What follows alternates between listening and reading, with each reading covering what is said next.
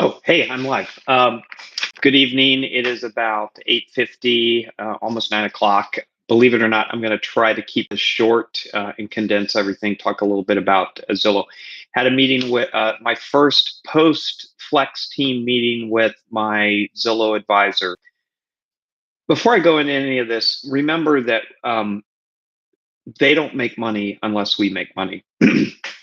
In this partnership, we are it is a partnership, and he's on our side. As a matter of fact, his job's on the line if we don't do good. He manages a couple of teams, and it's up to him to make sure that we're successful, so that Zillow makes money, so that he gets to keep his job or make a promotion. So he's definitely on our side, and he's going to make things work as much as he can. That said, he doesn't have all of the information. Zillow has several of those advisors. So that said, we got started about 2 weeks ago, and he was out for a week, just like Dawn and I were.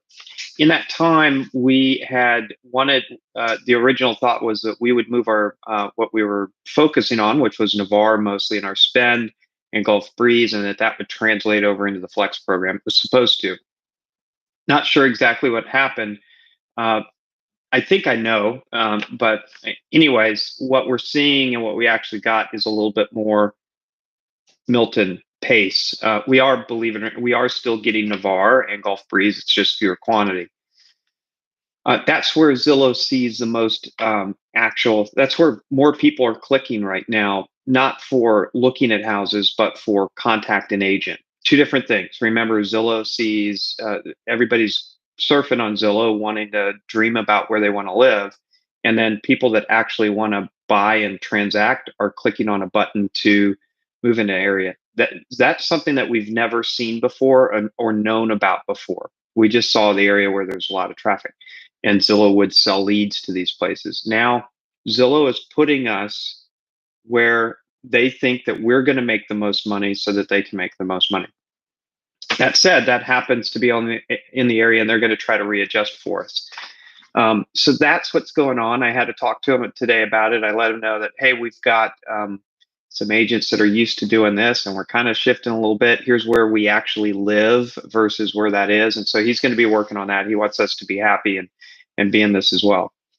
One thing that I found out about today, which he spent several minutes just really apologizing to me because the verbiage is wrong. There's something called a fallback agent. And the fallback agent, when you hear about it, certainly in the way that we used to use it, was what I considered like the catcher. If you missed it, this catcher, and I can't be that because I'm not on this. I might actually sign up for this so that I can help do this.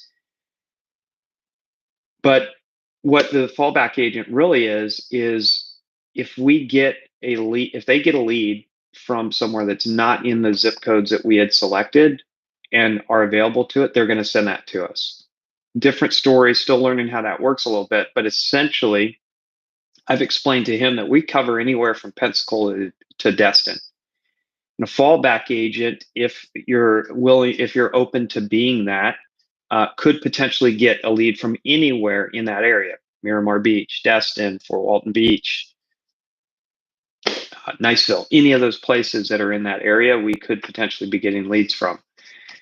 So anyways, that's our coverage area. Where we're focusing, where Dawn and I have said that we want to focus is 32563, 32566 Navarre, and 32561, and then branching out from there. That's our main goal of focus.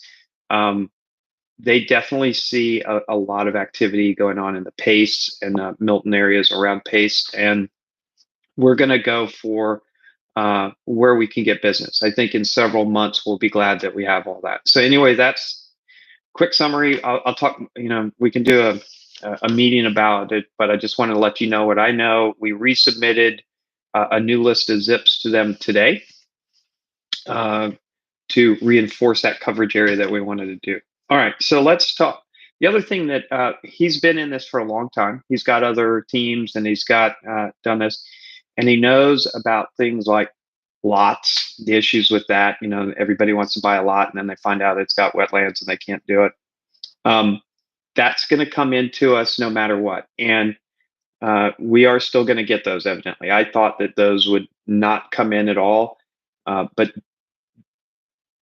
they are. So we have to, my way of dealing with that I plan with him is I said, look, hey, uh, when I started this, I didn't understand, I was under the impression that we were going to get the premium leads, and those type of leads were going to go off to other, what they call market-based pricing agents.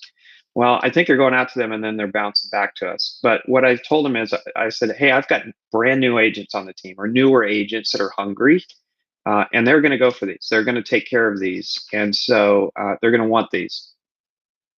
And he likes that idea. Actually, he said it's a great idea. So that is part of that. You saw me going out to the team to talk about that. That's where that's coming from. So I'm going to bring. Doesn't mean that that's all they're going to do, but it means that that's hopefully they're catching more of those. It happened tonight. I brought one person in, and they got a $6,000 lot lead. They're going to pay their dues to get up to the next higher level. We're going to have, and it's happened to our agents already in this program, because of the verbiage that we use and the script that we use. And this is actually happening more and more, not just here, but throughout the country. And I think I know why. Is that lazy agents are going to tell their clients to go call Zillow, go see a home. Don't tell them that you have an agent or anything until after you've seen it, and then say, "Oh, I've got an agent. No, thank you. I'll write a contract with them." This is known to happen, and it is a bullet that we're going to end up biting a little bit to get to some of the people that don't. We're going to have to answer those calls, and they're going to lie. Basically, they're going to lie to whoever, and we're not going to find out. We had a person that was looking for. Anyways, I can explain more of it why this is going, but just know that they understand that is happening. What they want us to do, normally when we see that, we flip it to rejected in the system, and they do not want us to flip it to rejected. What rejected does is it severs the connection that we have to that client lead, and we can never get back to them, and they can never get back to us. They want us to actually put it into nurture, and to call them again in a couple of weeks, and see, hey, did you end up buying that house? Did you work with that agent? Stay in touch with them over time. They said you would be surprised at how many of them actually come back to the agent that was willing to go out and show them a house on the weekend. If it actually kind of counts against us if we throw it into rejected. I know that sounds crazy, but they really want us to stay in the nurture phase beyond that, because we then keep that basically anytime they click on anything in Zillow, we get to see it, not their agent. So there's a lot of times that has gone on. So anyways, those are the two big ones that are going on. The biggest issue that we have right now going on into this is our connections. And I'm looking at the screen right here with our connections, and really the pickups is what we're failing at early on. It is what it is. I don't have any control of this. This is the numbers that they're recording, and this is the number that we need to increase, which is our connections and our pickups. In the beginning of this, I had Shannon, who historically has been our quick draw McGraw. I had her on what was called a getting leads, but also in that what I thought was a backup role. Hoping that if anybody missed anything, for sure Shannon would hit it. Well, I have a bad feeling that Shannon reloaded her phone or something, because her numbers are really low. And I'm just sharing everybody's. They come in one thing. It's not to put anybody under the bus or anything. It's just to show where we're at on this. And so I'm the real reason that I'm adding people to this is that I need people on the team that are going to hit that button. That are going to be available to hit it just about all the time. And I know that we've got kids, and we're on showings, and we're at the grocery store, and we're in the bathroom, and all these things. The more people that we have in here that are kind of going to hit that button off, the more that we've got it. My main goal in this is to keep our team in this program. I know everybody's kind of looking at this on an individual and gauging where they are. What I'm looking at is I need to keep our team at the highest level of these connections, because ultimately that's what they're looking at is, hey, when a customer calls in to clicks this and wants some information, are they going to get connected to an agent, or are they going to hear the phone ring 6 times and then hear it forwarded again and it ring again? And that's one of the big problems that Zillow has. So anyways, look at the numbers here. What you're going to see is 4 columns. You're going to see call attempts. The call attempts is how many times Zillow rang your phone. Pickups is how many times you hit one on that button when it rang to pick up that line, even if someone else got it. They're really looking at that. They are looking at, hey, even like, did they hit that one button? Did they try to do it? And then, of course, connections are how many people you actually talk to. And then there's other numbers inside of this where we go. I'll share those as well. I don't have that up in front of me. Actually, let me try to pull it up real quick here. Yes, appointment rate, and they've got a couple of other numbers: appointment rate, and then actually there is a conversion rate. Ultimately, long-term conversion rate is the most important to them, and we've only had one person go under contract right now in the program. Nikki Spignardi got someone under contract, so he was really excited about that when we called. So long-term, that's what we're looking at.